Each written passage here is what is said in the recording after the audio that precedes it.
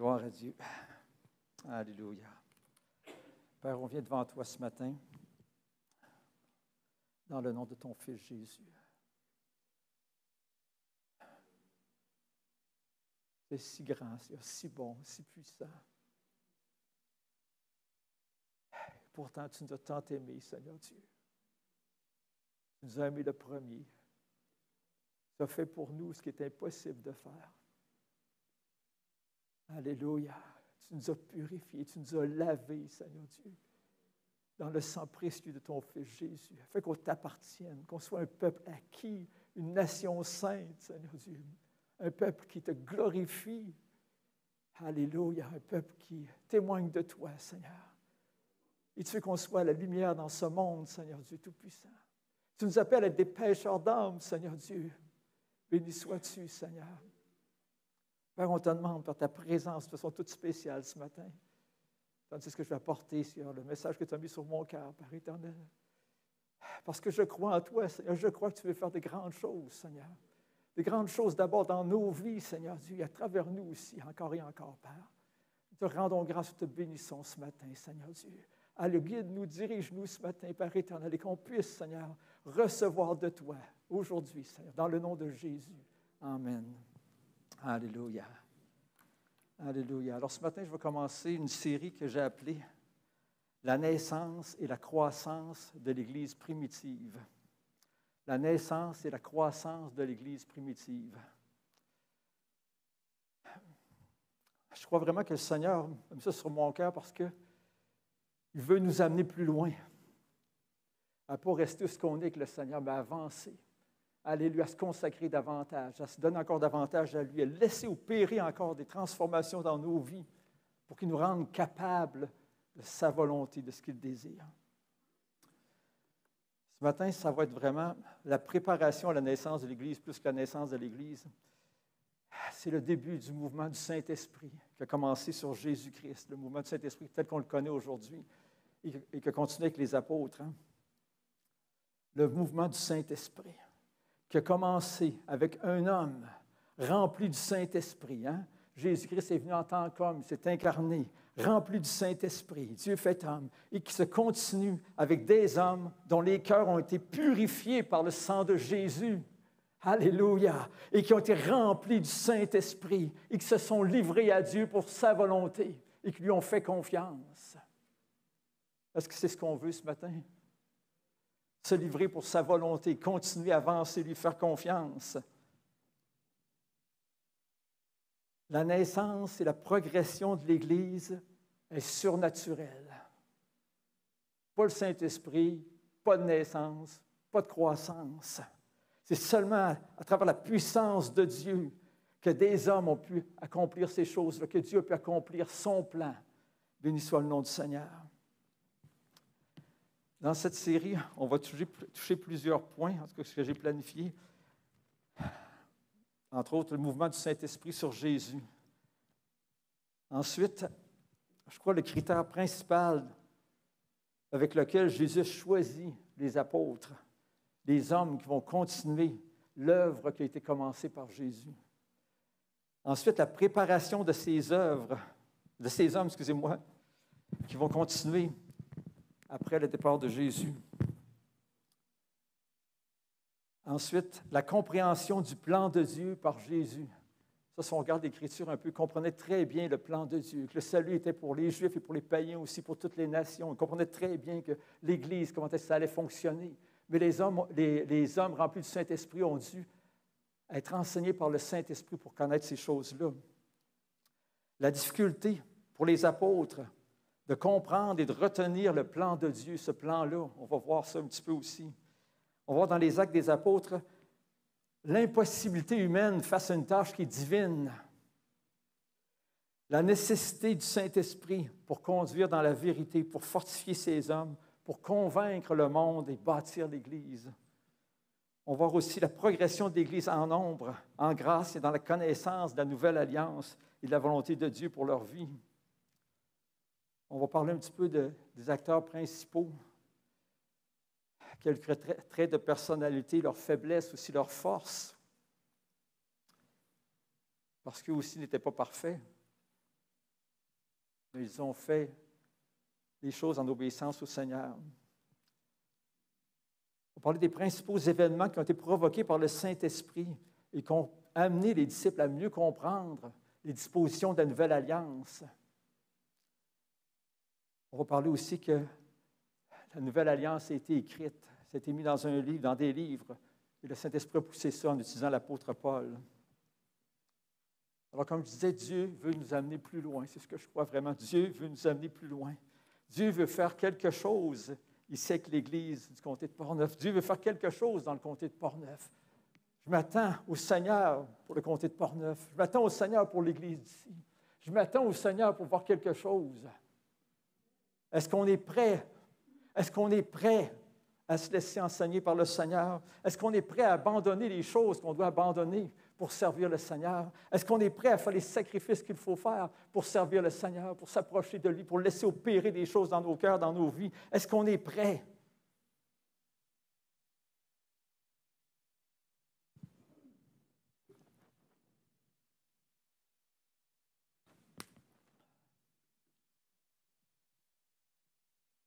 Avant d'aller plus loin, je voulais juste... j'ai écrit sur ma feuille, puis j'aurais pu en écrire d'autres. J'ai marqué quelques observations dans les églises en général. Je ne parle pas nécessairement ici de l'église du CEP, mais les églises en général à l'époque dans laquelle on est. Il y en aurait beaucoup d'autres qu'on aurait pu ajouter, mais j'ai marqué certaines choses. Premièrement, l'Église est souvent plus concernée, plus impressionnée par les titres, les diplômes, les qualifications des gens qui la composent, que par leur qualité de disciples de Christ, leur fidélité à la parole de Dieu. L'Église s'appuie plus souvent sur les raisonnements humains, les moyens humains, le marketing, l'apparence, que sur le Saint-Esprit pour l'avancement du royaume. Les gens regardent souvent plus au nombre de personnes dans une Église plutôt que la qualité des disciples qui la composent. Sont-ils nés de nouveau? Recherchent-ils la sanctification? Est-ce que ce sont des gens de prière, des gens qui obéissent à Christ, des gens qui veulent avancer avec le Seigneur? Les orateurs intéressants qui enseignent des choses que les hommes aiment entendre, on est à cette époque-là, mais se donneront une foule de docteurs sur leurs propres désirs et détourneront l'oreille de la vérité. Ils sont souvent plus populaires que les messages concernant l'application à connaître Jésus, à avoir une solide relation avec lui, à lui ressembler, à faire sa volonté. Les talents sont souvent plus recherchés et appréciés que l'onction du Saint-Esprit pour l'adoration et pour toutes sortes de choses. L'application de règles conscientes ou inconscientes, dites ou sous-entendues, qui remplacent souvent la recherche de la direction du Saint-Esprit. Qu'est-ce que tu veux qu'on fasse dans telle situation? La même chose pour l'application des stratégies humaines. On remplace le Saint-Esprit par des stratégies. La fraternité, la louange est beaucoup plus populaire que les réunions de prière. La fraternité pour placoter de tout et de rien est souvent plus recherchée que la fraternité davantage centrée sur Christ, en partageant les besoins, les bénédictions, en priant ensemble, en allant évangéliser ensemble. On a des temps de fraternité extraordinaires à aller évangéliser. Merci Seigneur. En certains lieux, le bagage doctrinal qui est non conforme à l'Écriture et qui souvent a été reçu, que les gens avaient pensé que c'était vrai avant leur conversion, reste là dans les églises trop longtemps. Sans compter toutes les églises qui carrément décident de ne plus suivre l'Écriture pour toutes sortes de raisons, peut-être pour être populaire ou pour avoir de l'argent. En fait, tout ce qui n'est pas conforme à l'Écriture nous fait du tort. Autant ce qu'on peut ajouter que ce qu'on peut en soustraire. En général, l'Église moderne n'est pas en si bonne santé. Notre frère qui vient du Texas pourrait vous en parler, des choses qu'il a vues. Il y en a beaucoup qui sont rendus au Québec de ces choses-là. On est à l'époque de l'Église de la Odyssée, qu'on voit dans l'Écriture, l'Église qui est tiède, qui s'est refroidie, l'Église dans laquelle Jésus n'est même pas, qui frappe à la porte pour entrer. Mais gloire à Dieu, je crois vraiment que l'Église de Philadelphie est là aussi. Et l'Église de Philadelphie, c'est l'Église qui demeure fidèle à Christ, fidèle à la parole de Dieu. Ça dit qu'elle a peu de puissance, humainement peu de puissance, mais gloire au Seigneur. Dieu dit, je vais te donner dessus de la synagogue de Satan. Ils vont venir à toi se prosterner et reconnaître que je t'ai aimé. Alléluia, l'onction de Dieu sur cette Église, la présence de Dieu dans cette Église, la puissance de Dieu est à l'œuvre dans cette Église. C'est ce qu'on veut.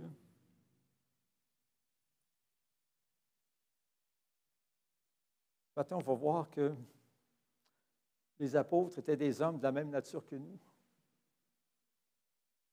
C'est pas drôle, en préparant ça, les apôtres ont fait des choses extraordinaires et tout ça, je me suis dit, j'ai l'impression de taper sur la tête des apôtres. Mais l'Écriture nous relate des choses, c'est la réalité. Ils n'étaient pas parfaits. Ils étaient loin d'être parfaits. Mais il y avait un cœur pour Dieu, un cœur pour Christ, un cœur pour apprendre, un cœur enseignable. Ils étaient lents à comprendre. Jésus leur a reproché souvent, vous êtes lents à comprendre. Et surtout à vivre dans les vérités qu'ils ont entendues.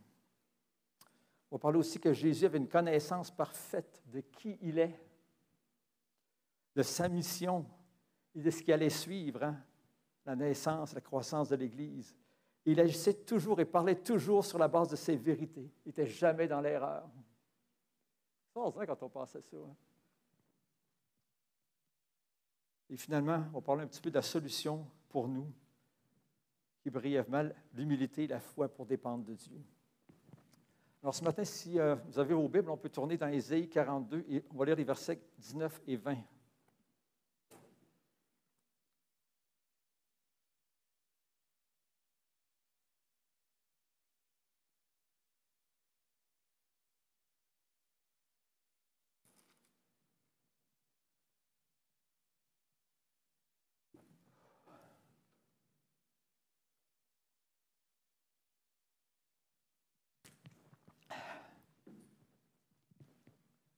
Verset 19, Dieu qui parle, « Qui est aveugle, sinon mon serviteur, et sourd comme mon messager que j'envoie, qui est aveugle comme l'ami de Dieu, aveugle comme le serviteur de l'Éternel. Tu as vu beaucoup de choses, mais tu n'y as point pris garde. On a ouvert les oreilles, mais on n'a point entendu. » Ça va de soi que ces versets-là s'appliquent tout d'abord à Israël, qui était la voix de Dieu dans l'Ancien Testament. Mais ces versets-là s'appliquent aussi à l'Église aujourd'hui, qui est la voix de Dieu dans ce monde, qui est la lumière du monde.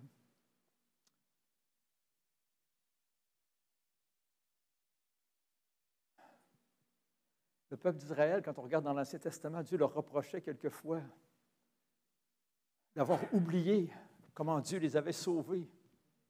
Ils les avaient sortis du pays d'Égypte avec puissance et force. Qu'ils avaient traversé la mer Rouge, qu'ils en avaient pris soin dans le désert, qu'ils avaient conduit dans le pays de Canaan, qu'ils leur avaient donné la victoire sur les nations qui étaient là. Ils leur reprochaient leur incrédulité, leur manque de foi, leur manque de fidélité, alors que Dieu les a tellement aimés, que Dieu a tellement agi avec puissance envers eux.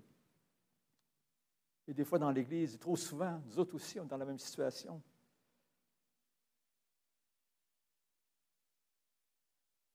Quand une Église ou une personne cherche à servir Christ avec ses propres forces, elle est aveugle. Des fois, on a vu des choses pour les oublier. Hein? On a mis en oubli, ça va en parler plus loin. Quand on y voit que nos propres idées, notre propre conception, on est aveugle. On serait mieux de ne pas aller demander au Seigneur. Quand on recherche la victoire sans regarder à la croix, on est aveugle. Quand le chrétien compte sur ses talents, ses capacités plutôt que sur le Saint-Esprit, il est aveugle. Je ne veux pas dire que les talents, les capacités ne sont pas bonnes, mais c'est le Saint-Esprit qui réalise l'œuvre. Il y a juste Dieu qui peut faire les œuvres de Dieu et qui utilise les hommes souvent pour le faire. Il n'y a pas d'homme qui peut faire l'œuvre de Dieu.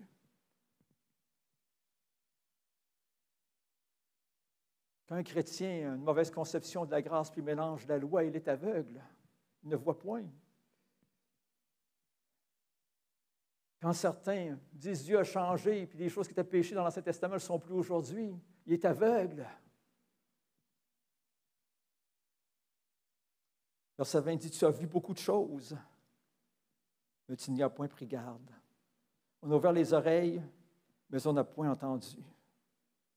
On en parlait tantôt, Israël n'a pas pris garde à toutes les choses que Dieu a faites. Ils ont oublié, souvent juste quelques temps après. Il était dans le désert, puis Dieu peut-il nous donner à boire? Dieu peut-il nous donner à manger? Ils ne sont pas allés vers le Seigneur, Seigneur, on te demande, on a besoin d'eau. Il peut-il, eux qui venaient juste de voir la mer Rouge s'ouvrir devant eux,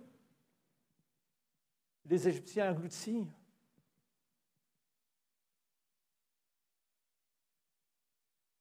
On est des hommes de la même nature qu'eux.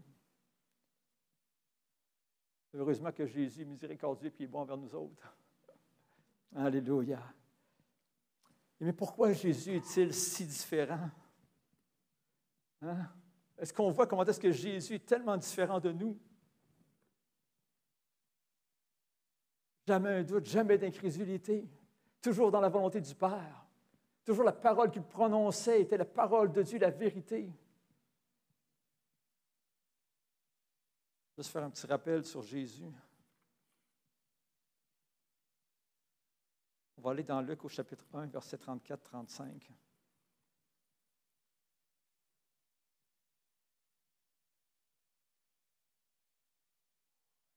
Lorsque l'ange est apparu à Marie et lui a annoncé qu'elle enfanterait un fils, Marie dit à l'ange, « Comment cela se fera-t-il, puisque je ne connais point d'homme? » L'ange lui répondit, « Le Saint-Esprit, alléluia, Dieu lui-même, le Saint-Esprit viendra sur toi, et la puissance du Très-Haut te couvrira de son ombre. C'est pourquoi le Saint-Enfant qui naîtra de toi sera appelé Fils de Dieu. » Fils de Dieu. Jésus, en tant qu'homme, sa vie spirituelle a commencé à la conception, en même temps. En même temps. Nous, on le sait, c'était des années après.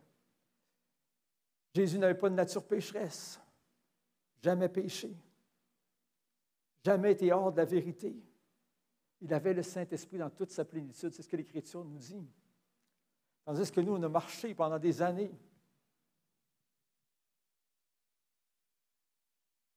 dans le péché. Bon, il y en a qui vont dire que ce n'était pas des gros péchés. On était dans le péché pareil. Dans le mensonge. Il y en a qui vont dire que ce n'était pas des gros mensonges. On était dans le mensonge, on n'était pas dans la vérité. On a acquis un bagage qui nous nuit encore aujourd'hui par quelquefois. Des raisonnements, des faux raisonnements, des pensées, des choses qui ne sont pas selon Dieu. Selon l'Écriture. Dans le monde, on apprenait que si tu veux être bon, il faut que tu aies des qualifications, il faut que tu sois instruit, il faut que tu fasses des choses, il faut que tu sois ci, il faut que tu sois ça, il faut que tu aies confiance en toi. En Jésus-Christ, il faut que tu reconnaisses que tu n'as rien. Et que lui a tout. Et qu'il est tout, et qu'il peut tout. Alléluia.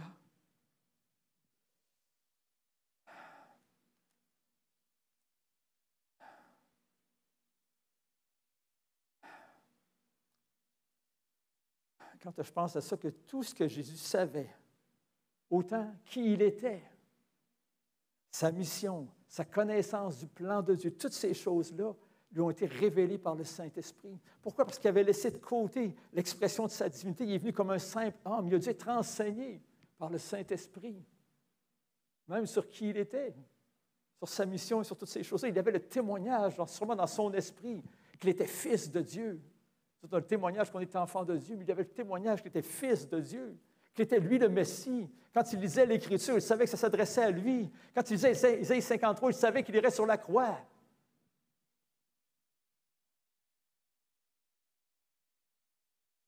Et Jésus, pourtant l'homme parfait, ne s'appuyait pas sur sa propre sagesse, lui s'appuyait sur la parole de Dieu, il s'appuyait sur le Saint-Esprit, il s'appuyait sur Dieu le Père.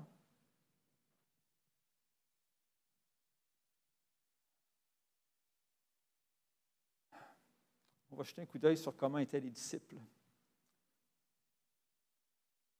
Comme je disais tantôt, je suis quasiment comme mal à l'aise parce que des hommes choisis par Dieu, des hommes qui ont fait des choses extraordinaires que Dieu a utilisées puissamment. Mais en même temps, ça nous montre qu'ils étaient des hommes comme nous, que Dieu a travaillé avec eux autres, comme il travaille avec nous, pour nous transformer, pour nous amener où il veut nous amener. On va aller dans Matthieu, chapitre 16. Et on va lire les versets 5 à 12.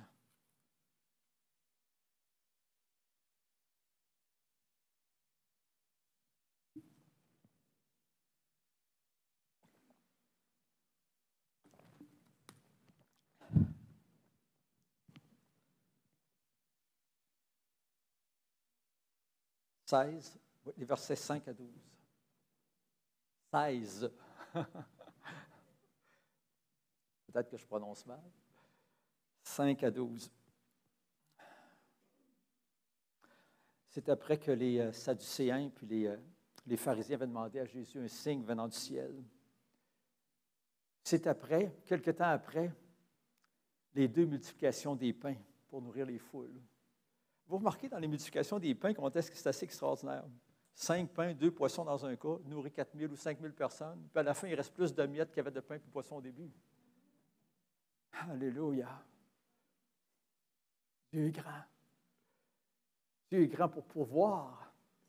Si on a besoin pour l'avancement du royaume, Dieu est grand pour pourvoir. Alléluia. Donc, le verset 5, les disciples, en passant de l'autre bord, à l'autre bord, avaient oublié de prendre des pains. L'Écriture nous relate ça. Jésus leur dit, gardez-vous avec soin du levain des pharisiens et des sadducéens. Il n'a pas dit, gardez-vous avec soin des pains, mais il a dit du levain. Les disciples raisonnaient en eux-mêmes et disaient, c'est parce que nous n'avons pas pris de pain. Jésus l'ayant connu dit, pourquoi raisonnez-vous en vous-même, gens de peu de foi, sur ce que vous n'avez pas pris de pain? C'est quand même spécial. Comment les disciples devaient s'inquiéter de manquer de pain alors que Jésus va nourrir des foules de 4 000, de 5 000? Ils avaient comme oublié que les pains, ça ne fatiguait pas Jésus. Et puis, s'ils avaient vraiment connu l'Écriture, vous avez remarqué que Jésus n'a pas utilisé le mot pain, il a utilisé le mot levain. Et le levain dans l'Écriture, qu'est-ce que ça représente? Le péché. Ce qui est faux, les fausses doctrines. Donc, ils auraient compris que Jésus ne parlait pas de pain, mais parlait de l'enseignement des pharisiens et des sadducéens. C'est d'ailleurs ce que Jésus va leur expliquer. Il dit, êtes-vous encore sans intelligence, ne vous rappelez plus les 5 pains et 5 000 hommes, et combien de paniers vous avez emportés, ni les 7 pains des 4 000 hommes, et combien de corbeilles vous avez emportés. Il dit, comment ne comprenez-vous pas que ce n'est pas au sujet de pain que je vous ai parlé? Gardez-vous du levain des pharisiens et des sadducéens.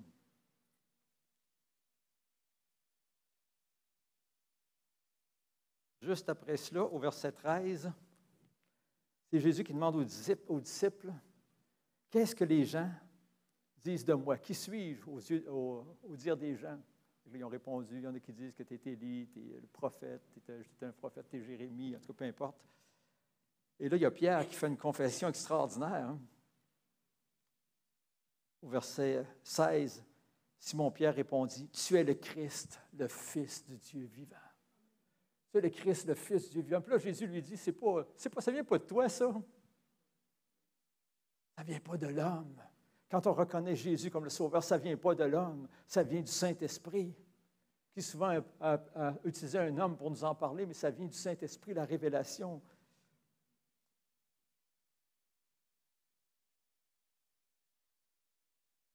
Et quand on voit la suite, verset 21, où Jésus dit, commençait à leur faire connaître à ses disciples qu'il fallait qu'il allait à Jérusalem, qu'il souffrit beaucoup de la part des anciens, des principaux sacrificateurs et des scribes, et qu'il fut mis à mort, qu'il ressuscita le 3e jour.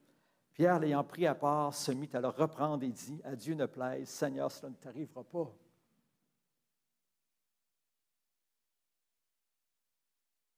Il venait juste de dire, « Tu es le Christ, le Fils du Dieu vivant. » Si tu es le Christ, le Fils du Dieu vivant, est-ce qu'il peut se tromper? Il y a une incohérence incroyable. Si Pierre avait tant connu l'Écriture, il avait lu Isaïe 53, il aurait trouvé que le Messie devait souffrir.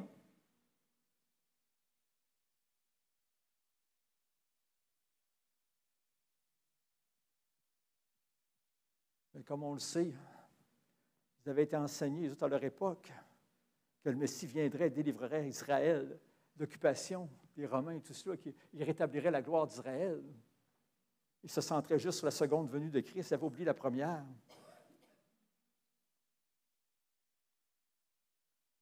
Luc 9, 51 à 56.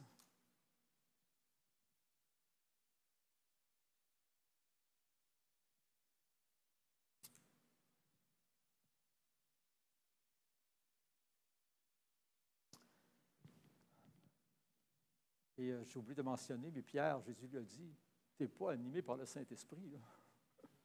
Hein, c'est un autre esprit. Il a dit, arrière de moi, Satan, quand il a parlé à Pierre, qu'il dit ces choses-là.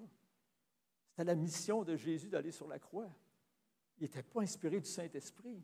Après avoir une révélation du Saint-Esprit, après ça, il n'était pas été inspiré du Saint-Esprit du tout. C'était un autre esprit. On voit la même chose dans Luc au chapitre 9, verset 51 aussi, un autre épisode où Jésus, on va le lire, « Lorsque le temps où il devait être enlevé du monde approcha, Jésus prit la résolution de se rendre à Jérusalem. Il envoya devant lui des messagers qui se mirent en route et entrèrent dans un bourg des Samaritains pour lui préparer un logement. Mais on ne le reçut pas parce qu'il se dirigeait sur Jérusalem. Les disciples Jacques et Jean, voyant cela, dirent, « Seigneur, veux-tu que nous commandions que le feu descende du ciel et les consume? »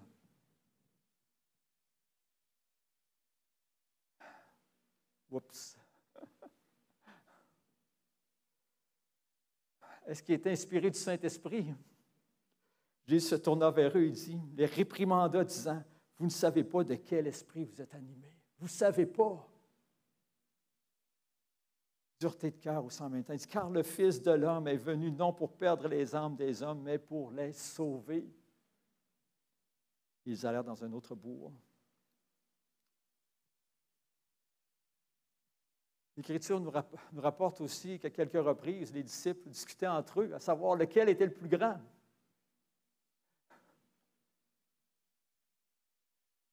Il n'était pas parfait. Hein? Après ça, on peut voir dans l'Écriture le reniement de Pierre. Pourtant, juste avant, Pierre a dit, « Non, jamais! Ça va être pour moi une occasion de chute, une occasion de chute. » Se prétendait plus fort qu'il l'était en réalité.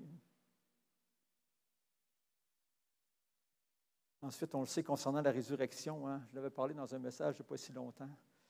Dans le message qui s'appelle « Jésus prend soin des siens ». Quand est-ce qu'on voit que les disciples ne s'attendaient pas à ce que Jésus ressuscite? Il était incrédule. Il était incrédule. Et pourtant, Jésus leur avait dit à plusieurs reprises, il faut qu'il souffre. Ensuite, il ressuscite le troisième jour. En plus, c'était écrit dans l'Écriture, dans Ésaïe 53, un peu partout, on voit que Jésus ressuscite. Parfois, les émotions prennent le dessus aussi. Hein. Les craintes, les peurs.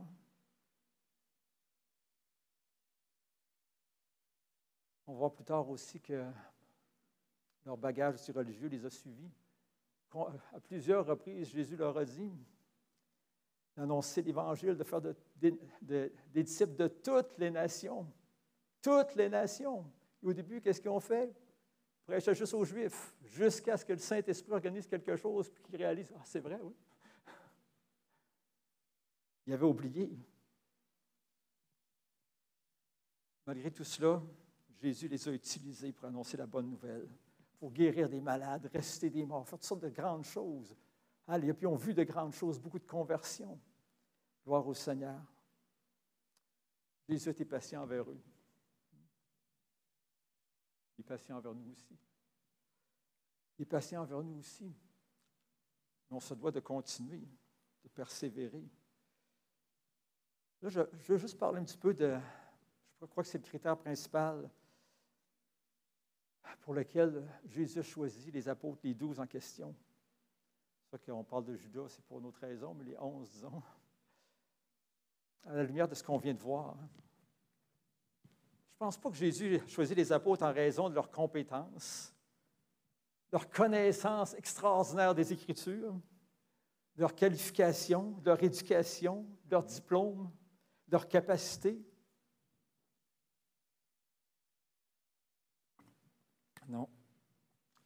Jésus les a choisis parce qu'il savait qu'ils se laisseraient transformer et qu'ils auraient un cœur honnête et bon, et qu'ils apprendraient et qu'ils seraient enseignables et qu'ils chercheraient à connaître Dieu.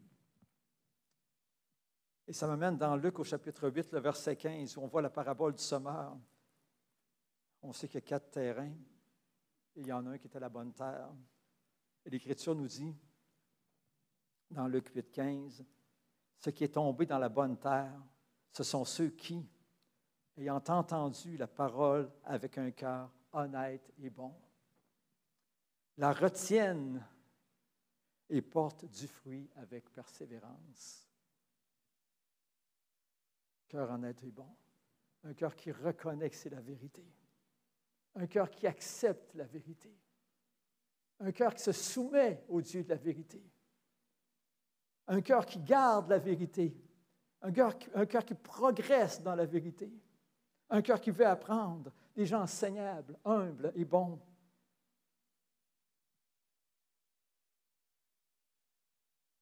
C'est pour ça que je n'ai pas peur de dire que peu importe tes talents, peu importe tes capacités, peu importe ton âge, alléluia, Dieu peut t'utiliser. Dieu peut t'utiliser. Dieu peut t'utiliser. Même au-delà de ce que tu peux penser ou imaginer. Dieu peut faire de grandes choses. Est-ce qu'on s'attend à lui? Est-ce qu'on croit en lui?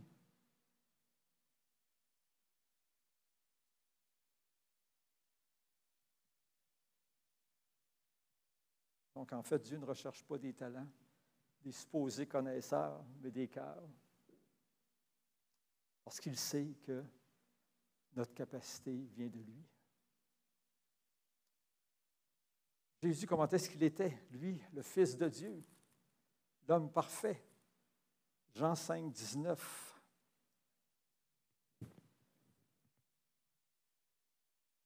Lorsqu'il discutait avec les Juifs,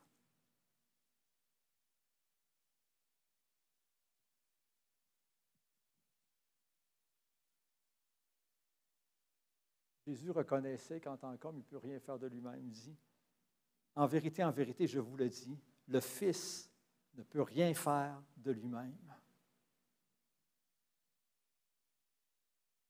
Imaginez le Fils de Dieu, l'homme parfait, sans péché. Il dit, je ne peux rien faire de moi-même. Ça veut dire qu'il n'essaierait même pas de faire quelque chose de lui-même. Il dit, je ne peux rien faire de moi-même. Il ne fait que ce qu'il voit au Père. En disant qu'il ne peut rien faire de lui-même, il proclame son humanité. Il démontre son humilité. Il démontre sa dépendance à Dieu. Il démontre que bien compris, ce que nous autres, on ne comprend pas tout de suite souvent.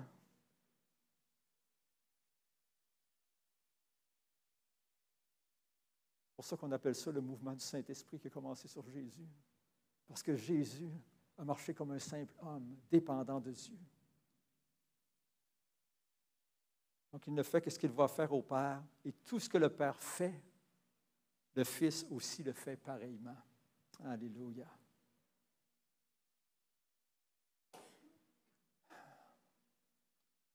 D'où la nécessité d'être rempli du Saint-Esprit. Jésus, comme on l'a vu tantôt, était conçu du Saint-Esprit. Il était enseigné par le Saint-Esprit. C'est pour ça qu'à 12 ans, il parlait aussi avec des docteurs de la loi, puis il était étonné de sa sagesse. Mais plus tard, lorsqu'il était baptisé avec le baptême de Jean, ça dit que l'Esprit de Dieu est descendu sur lui comme une colombe. C'est là qu'il était rempli du Saint-Esprit. Un peu plus tard, il était tellement rempli du Saint-Esprit que ça débordait sur lui. Ça dit qu'il était revêtu de la puissance de l'Esprit. C'est là qu'on voit dans Luc au chapitre 4 que Jésus dit « L'Esprit du Seigneur est sur moi parce qu'il m'a oint pour annoncer une bonne nouvelle aux pauvres. Il m'a envoyé pour guérir ceux qui ont le cœur brisé, pour proclamer aux captifs la liberté, la délivrance, le recouvrement de la vue, pour publier une année de grâce du Seigneur. » Merci Seigneur Jésus. La nécessité pour nous du baptême du Saint-Esprit. Souvent, on comprend avec notre tête, on ne comprend pas toujours avec le fond du cœur, profondément, au point que ça change notre attitude complètement, notre façon de voir les choses. On sait depuis longtemps qu'on ne peut rien faire par nous autres mêmes, Jésus l'a dit. Bon, mais est-ce qu'on le vit vraiment, intensément? Je crois que ça prend l'action du Saint-Esprit dans notre vie, dans notre cœur, pour nous amener de plus en plus là. Amen. Dernièrement, j'ai vécu quelque chose en m'emmenant ici à l'église alors qu'on parlait d'évangélisation, puis le Seigneur me disait, il faut que tu pries pour les gens. Tu me donnes une occasion de pouvoir témoigner que je suis vivant. Je leur offre. Plus tard dans la réunion, ça n'arrive pas souvent que j'ai une parole. Le Seigneur me dit, j'ai dit tout fort, tout est possible à mon esprit. Tout est possible à mon esprit. Je peux encore convertir, je peux encore toucher des cœurs, je peux encore guérir des malades, je peux encore faire les mêmes choses. Ça m'a amené à avoir une dépendance différente quand on part pour évangéliser, quand on sort. Dépendance différente à Dieu, au Saint-Esprit, à son action. La conversion est surnaturelle. Il y a juste Dieu qui peut l'opérer. On doit en être conscient. C'est lui qui fait l'œuvre. Et Jésus savait que c'était nécessaire pour lui, l'homme parfait. Combien plus ça l'est pour nous. D'ailleurs, aux disciples, le jour même de sa résurrection, le soir du dimanche, lorsqu'il leur a expliqué les Écritures, comme quoi il allait souffrir, il est ressuscité le troisième jour, c'était écrit. Il a dit, vous attendrez à Jérusalem, que vous receviez la puissance d'en haut avant de partir. Il l'a probablement dit à d'autres reprises durant les 40 jours qu'il les a visités. Et la dernière journée, le jour de son ascension, il l'a dit encore. Mais vous, attendez, faites rien. Partez pas avant d'avoir reçu le Saint-Esprit, la puissance d'en haut.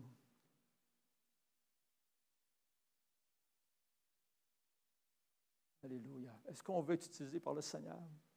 Est-ce qu'on veut être davantage utilisé par le Seigneur? Il faut s'attendre à Dieu qui opère des choses dans notre cœur.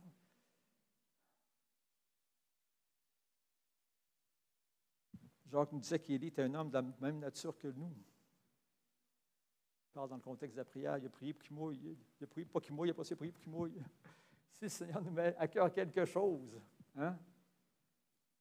Élie a prié 7 fois, il a persévéré. S'il nous met à cœur quelque chose, il faut persévérer, continuer, retenir ce qu'il nous a dit, ce qu'il nous a montré. Persévérer dans cette vérité jusqu'à ce qu'on voit ce qu'il a dit.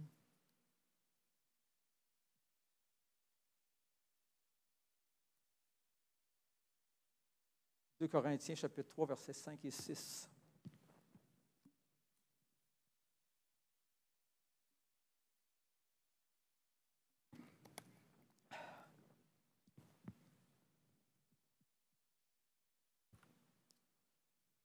Paul, 2 Corinthiens, chapitre 3, versets 5 et 6.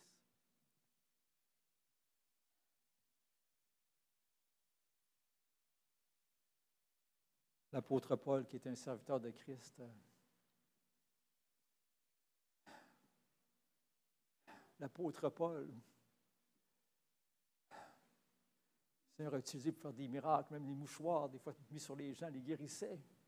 L'apôtre Paul, qui était humble, qui a souffert pour Christ. L'apôtre Paul, qui dépendait de Dieu. Il dit, ce n'est pas à dire que nous soyons par nous-mêmes capables de concevoir quelque chose comme venant de nous-mêmes. Vous n'êtes pas capable de concevoir quelque chose pour faire avancer le royaume de Dieu. Il dit, notre capacité, au contraire, vient de Dieu. Notre capacité, au contraire, vient de Dieu. Donc, Paul reconnaissait qu'il était entièrement incompétent sans l'Esprit de Dieu. Mais il savait aussi qu'avec l'Esprit de Dieu, il pouvait faire tout ce que Dieu lui demandait de faire. Il dit, je puis tout par celui qui me fortifie. Tout ce que Dieu me demande de faire, je peux l'accomplir par celui qui me fortifie. Si Dieu nous demande de faire quelque chose, Dieu peut l'accomplir par celui qui nous fortifie. Excusez-moi, mais quand j'entends des gens qui disent des fois, ce n'est pas pour moi, je ne suis pas capable. Mais si Dieu le veut, demande au Seigneur la capacité. Il ne faut pas barrer la porte avant. Peut-être qu'ils ne le font pas, en tout cas, mais comprenez ce que je veux dire? Il n'y a personne qui peut accomplir l'œuvre de Dieu.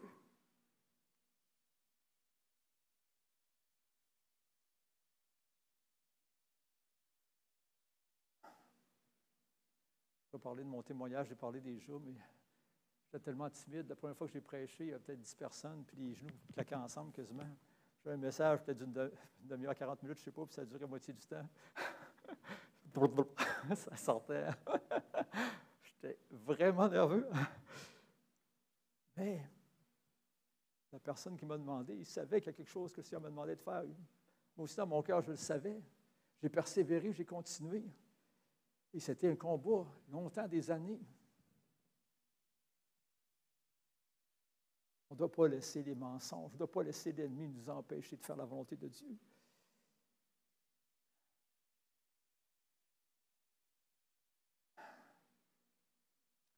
Verset 6 dit, il nous a rendus capables. Lui, il nous a rendus capables d'être ministres d'une nouvelle alliance. Ministre d'une nouvelle alliance. Ministre d'une nouvelle alliance. Ministre d'une nouvelle alliance. C'est le Saint-Esprit sur nous, le Saint-Esprit en nous. Ministre d'une nouvelle alliance. Dit non de la lettre. Car la lettre tue. La lettre condamne. Mais de l'Esprit qui vivifie. L'Esprit qui transforme. L'Esprit qui libère. L'Esprit qui amène l'homme à être capable de faire ce que Dieu lui demande. On ne peut pas mélanger la grâce avec la loi. Jésus en a parlé. Tu mets du vin nouveau dans des vieilles outres. Les outres vont se rompre, puis le vin nouveau va être perdu. Ça ne marche pas. Aussitôt que tu mets de la loi avec la grâce, ce n'est plus de la grâce. C'est un mélange. Et si ce n'est plus de la grâce, tu te coupes de la grâce de Dieu et de l'action du Saint-Esprit dans ta vie. Il n'y a rien qu'on peut faire. Il n'y a pas de règle qu'on peut s'imposer, qu'on peut mettre, qu'on peut donner aux autres. Dire, il faut que tu pries 10 minutes ou 15 minutes par jour pour être béni, pour avoir la faveur de Dieu. Non, on a la faveur à cause du sang de Jésus. On a la faveur à cause de ce que Christ a fait pour nous sur la croix. Et c'est pour ça qu'on prie. On ne prie pas pour avoir sa faveur, mais on prie parce qu'on a sa faveur.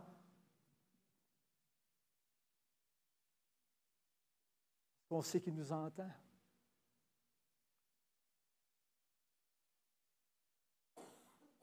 Quelles sont les conditions, je dirais, pour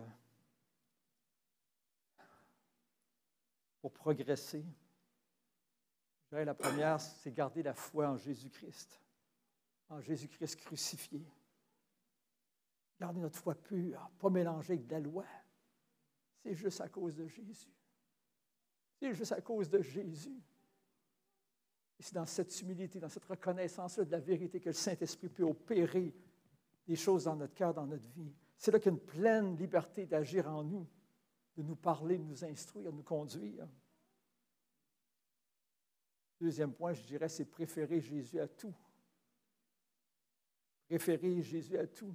L'aimer plus que tout. Il faut qu'il soit le premier dans notre vie. Premier dans notre vie. Pas après nos activités, pas après mon sport, pas après je ne sais pas quoi. Premier dans notre vie. Il dit aujourd'hui, tu ne vas pas faire de sport, tu ne vas pas faire de sport. Tu mets à cœur d'aller faire quelque chose pour lui, d'aller voir ton voisin, va voir ton voisin.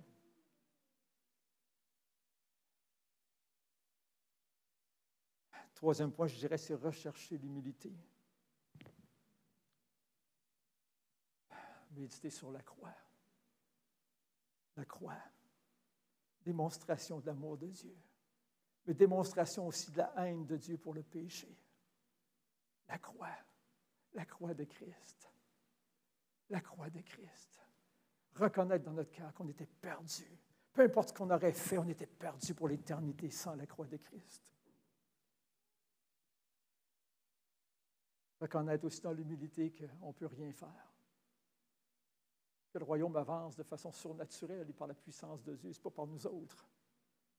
Qu'on dépende de lui. Troisième point, je dirais abandonner les règles, les lois qu'on ajoute, qu'on s'ajoute, qu'on parfois on impose aux autres pour s'appuyer sur Dieu. S'appuyer sur Dieu pour la direction, pour la compréhension, pour qu'il place les choses devant nous, qu'il dirige notre vie. Il ne faut pas que ce soit des règles qui dirigent notre vie, il faut que ce soit le Seigneur. Dieu nous a appelés, de mort que nous étions, à être vivants pour lui.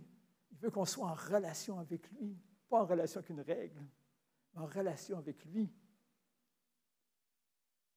Alléluia. Et obéir évidemment à ce qu'il nous demande de faire. Et avant de terminer, je dirais que ce n'est pas seulement pour servir Christ, dans le sens qu'on a tous des décisions à prendre. avoir des grosses décisions, avoir un gros impact sur notre vie. De consulter le Seigneur avant de se marier, avant d'acheter une maison, avant de faire des moves importants surtout, même en toutes choses. Dire, Seigneur, tu connais toutes choses, moi je ne connais pas toutes. Guide-moi, Seigneur, montre-moi si c'est quelque chose qui cloche, montre-moi si je dois faire ce move-là ou non. Être dirigé par lui, puis être patient jusqu'à temps qu'il donne sa direction, qu'il ouvre la porte et qu'on sache ce qu'il veut faire. Alors, pour terminer, les disciples ont reçu une formation de 3 ans et demi avec le Seigneur, avec le Maître, le parfait. C'est tout un formateur. Ils ont aussi un bonus de 40 jours, je dirais, après sa résurrection, où le message de la croix a dû rentrer profondément dans leur cœur, le message de l'Évangile. Même s'ils ne comprenaient pas toutes les implications à ce moment-là, on va voir plus tard, mais ils comprenaient le message de l'Évangile, au moins pour Israël, même s'ils ne le voyaient pas pour les nations. Mais il y avait encore beaucoup à apprendre, on va le voir, et surtout à comprendre, retenir et appliquer. Ils vont faire de grandes choses par le Saint-Esprit, mais ils vont oublier des choses à faire aussi. On va en parler plus tard. Dieu va leur rappeler. Ils vont faire des erreurs. On retrouve quelques erreurs dans l'Écriture qu'ils ont faites. Mais la volonté de Dieu s'est réalisée. Et puis, on sait que nous autres aussi, on oublie souvent des affaires importantes. Ça nous arrive. On ne peut pas lancer la pierre à personne, ça va de soi. Parfois, on a des mauvaises conceptions des choses. Parfois, l'orgueil revient. Parfois, le désir de prendre les choses en main peut revenir. Parfois, on met plus d'emphase sur ce qui est secondaire plutôt que ce qui est fondamental et important. C'est quoi qui est le plus important dans l'Église? Sinon Christ et Christ crucifié. Sans Jésus-Christ, sans la croix, rien du reste peut venir. Rien du reste peut venir. Pas de Saint-Esprit, pas de révélation, pas de compréhension. Ça vient à cause de Jésus-Christ de la croix. Il faut que la croix, Jésus-Christ, soit vraiment la base de nos vies, la base de l'Église, ce sur quoi l'édifice repose. Il y a beaucoup d'organisations aujourd'hui que Jésus est sur l'édifice dans le sens qu'il est affiché, mais il n'est pas la base. Quand Jésus parle de l'Église de Laodicée, qu'on disait tantôt, il frappe à la porte pour rentrer. Il n'est pas la base. Le nom est sur l'Église probablement, mais il n'est pas la base. En conclusion, j'aimerais juste dire qu'on a désespérément besoin, êtes-vous désespérés? On a désespérément besoin de la puissance du Saint-Esprit, de l'action du Saint-Esprit. On a désespérément besoin. Sinon, à quoi ça sert de se réunir si on n'a pas besoin du Saint-Esprit? Plus on le réalise, je pense que plus on va le demander. Plus on va demander au Seigneur, agis dans notre Église, Seigneur. Agis. Qu'on disparaisse, que l'homme disparaisse, mais que toi tu apparaisses, que ta présence vienne au milieu de nous. Tu as un plan différent pour ce matin. Prends la place, Seigneur. Je me retire. Alléluia. On va prier un moment ensemble. Puis après ça, je pense que je vais faire un appel. Merci, Seigneur Dieu. Père, on te rend grâce pour ta parole. Ta parole est la vérité. Toi-même, Jésus, tu as prié pour nous. Tu as dit, sanctifie-les par ta vérité. Ta parole est la vérité. C'est-à-dire que ta parole pénètre le plus profond de notre cœur, Seigneur Dieu. Qu'on ait une compréhension plus profonde à l'intérieur de nous-mêmes, Seigneur Dieu, qui régit nos actions, nos pensées, nos façons de voir les choses, nos conceptions. Seigneur, on te demande vraiment, Père, que tu opères des choses dans nos cœurs, dans nos vies, Père, que tu nous prépares à ce que tu veux faire. Tu nous prépares à ce que tu veux faire, Seigneur. Prépare-nous, Seigneur. Parle à nos cœurs. Instruis-nous, Seigneur. Appelle des gens sur certains ministères. Parle au cœur des gens, Seigneur Dieu. Glorifie le nom de ton Fils Jésus au milieu de nous. Alléluia. Confirme ta parole aussi, Seigneur. par des signes, des miracles, des prodiges, Seigneur Dieu Tout-Puissant. Oh Seigneur Dieu Tout-Puissant, on s'attend à toi, un Dieu, un grand Dieu, un Dieu vivant, un Dieu puissant, un Dieu capable de grandes choses, un Dieu qui peut changer les temps, les moments, les circonstances. Alléluia, sois béni, Seigneur, sois loué, sois glorifié. Alléluia.